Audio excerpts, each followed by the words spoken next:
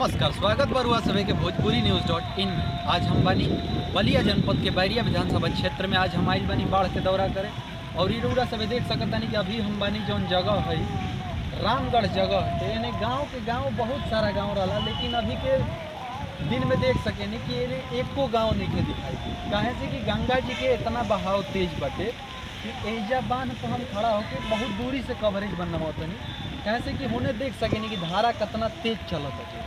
बाढ़ के रूरा सभी नज़ारा देख रहा बनी, देखी कैसे है घर कैसे जलमग्न भइल बा। इन्हें घर जितना रहल है इन्हें दूर दूर तक देखम तो पहले गांव दिखाई देता रहा, लेकिन आज के दिन में ये स्थिति भी ये जा एको गांव नहीं है, पूरा इन्हें गांव गंगा जी में विलीन हो चुका है। आगे की खबर देखे खातिर जुड़ा रही भोजपुरी न्यूज़.in के साथ।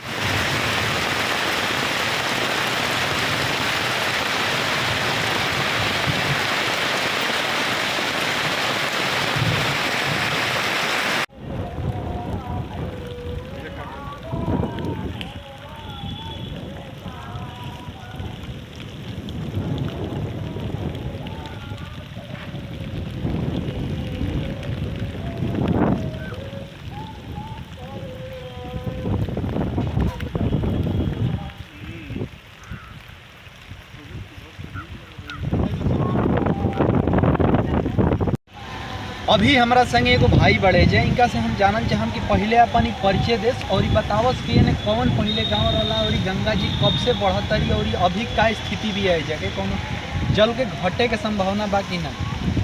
जल तो अभी घटे बाटे, लेकिन जब पानी बढ़ रहा तो लोग कहते लगे 2016 के रिकॉर्ड टूट गई, लेकिन पिछला वर्ष से भी पानी कम आयल बाटे। हाँ, लेकिन गाँव ही ग्राम सभा गंगापुर के एक निवासी चौके छपरा गाँव है जो अभी विलंबित हो गया है। लास्ट एक दो घर बचा है वो भी विलंबित होने वाला है, और ये जो ठोकर बंद रह गया है वो भी बचने की कगार पे आ गया है।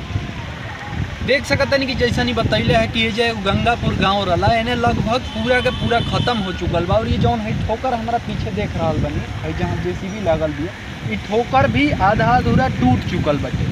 तो एक के बचाव करे के लेके देख सकेनी कि कैसे सामग्री गिरावल गई बा कि ठोकर बचा लिहल जाओ। कहे से कि एजा से बहुत नज़दीक NH31 देख सकेनी, हम कहम कि NH31 दिखाई एजा से मुश्किल से 10 कदम के दूरी पर NH31 बटे।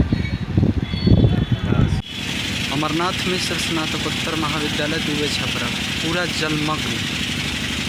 पूर्णानंद इंटर कॉलेज दुबे छपरा इहो पानी में देख सकेनी कि कैसे स्कूल दह रहा बावे से।